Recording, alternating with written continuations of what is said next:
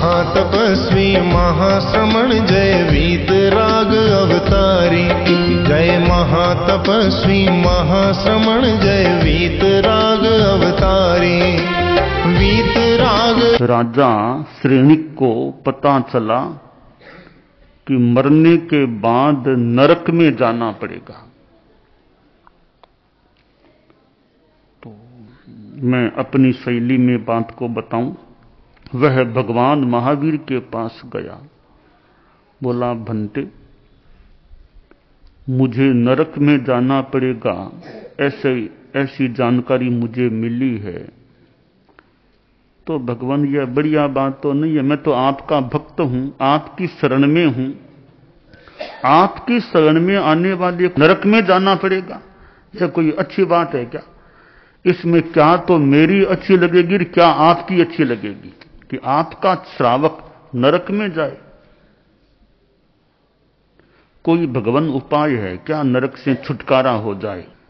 अब जैसा कहानी में बताया गया कि भगवान महावीर ने कुछ बातें बताई। एक बात यह बताई कि श्रेणिक, तुम्हारे राज्य में एक मेरा श्रावक है पूनिया नाम का, वो सामायिक करता है, उससे एक सामायिक तुम खरीद लो। अगर बहुत बढ़िया सामायिक में करता है, एक सामायिक तुम खरीद लो तो तुम्हारी नरक टल जाएगी। श्रेणिक बोला यह तो बहुत ही आसान उपाय है, पुनिया तो मेरा ही आदमी है, वो मेरी बात थोड़ी टालेगा। अभी जाता हूं, उससे बात करता हूं। राजा श्रेणिक पूनिया के घर पहुंचे। पूनिया ने देखा, रे राजा श्रेणिक मालिक आ गए मेरे घर पर। वो तो हक्का बक्का रह गया कि मालिक आप यहां कैसे पधारे, क्या बात हुई? कोई काम था तो आप मुझे वहां बुलाते, मैं आपके पास आता। आप यहां पधारने का श्रम इतना क्यों किया आपने? आप तो सम्राट हैं, हमारे मालिक हैं, हमारे नाथ हैं, आप मेरे जैसे तुच्छ आदमी के घर पर पधारे हो, इतना श्रम क्यों किया आपने? श्रेणिक बोला, पूनिया अभी सम्राट की बात छोड़ो तुम, मैं अभी सम्राट की हैसियत से नहीं आया हूं। आ सकता हूं सम्राट के रूप में, पर अभी आया हूं मैं सम्राट के रूप में नहीं आया हूं। अभी तो याचक बनकर के आया हूं, भिखारी के रूप में तुम्हारे यहां आया हूं। अरे आप भिखारी, मेरे मालिक और भिखारी याचक की पुनिया, बस जो तुम्हारे पास है वो मेरे पास नहीं है, वो तुमसे मुझे लेना है। और पुनिया ऐसे नहीं लूंगा, पैसा चुकाऊंगा पूरा में। भगवान आपको क्या चाहिए, मेरे से क्या चाहिए? पुनिया तुम सामायिक करते हो, ज्यादा नहीं, एक सामायिक तुम मुझको बेच दो, जितना तुम्हारा मूल्य हो पूरा मैं चुका दूंगा। पूनिया असमंजस में पड़ गया। अरे एक तरफ तो सम्राट, इनको मनाही करूं तो भी बात कैसी लगती है, दूं तो दूं कैसे, सामायिक को दिया बेचा कैसे जाए?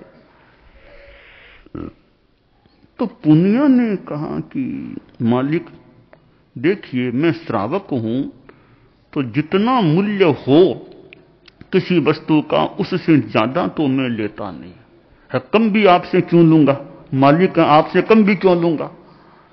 समस्या यह है कि आप भगवान महावीर के पास जाके यह निर्णय कराओ पहले कि सामायिक का मूल्य कितना, भगवान बता दे, फिर मैं मूल्य लेने देने की बात करें।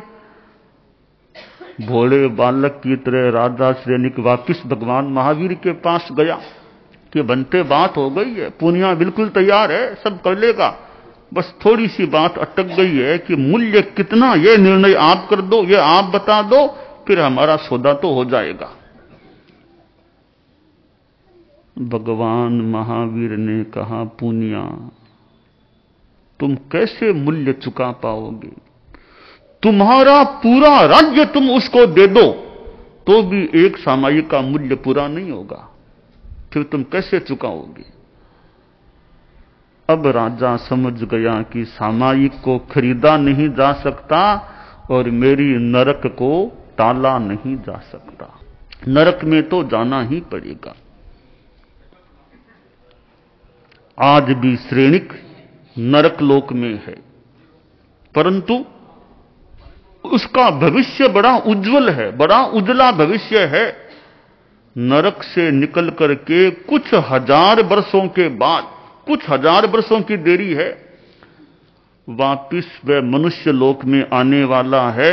भगवान महावीर के समान तीर्थंकर बनने वाला है इस हमारे मनुष्य लोक में, इस हमारी इसी भरतक क्षेत्र की पृथ्वी पर, और पहला तीर्थंकर बनने वाला है पद्मनाभ तीर्थंकर। भगवान महावीर की तरह उसका कुछ क्रम जीवन का रहेगा। क्यों कि किया हुआ बेकार नहीं जाता। देर भले अंधेर नहीं है, जो किया है, अच्छा किया है तो अच्छा फल, बुरे का बुरा फल। श्रेणिक ने अच्छा भी बहुत किया, थोड़ा बुरा भी किया, तो बुरा किया तो नरक में जाना पड़ गया। अच्छा जो किया, आगे तीर्थंकर बनना है, फिर मोक्ष में जाना है। तो सामायिक का मूल्य नहीं, वह तो अमूल्य वस्तु है। करोड़ रुपये, 2 करोड़, अरब, खरब, इतने से उसका मूल्य पूरा नहीं, मूल्य है ही नहीं, वो तो अमूल्य चीज है। तो श्रावक को यह चाहिए कि वह अपनी दिनचर्या में से एक सामायिक का समय निकाल सके, ऐसा प्रयास उसे करना चाहिए।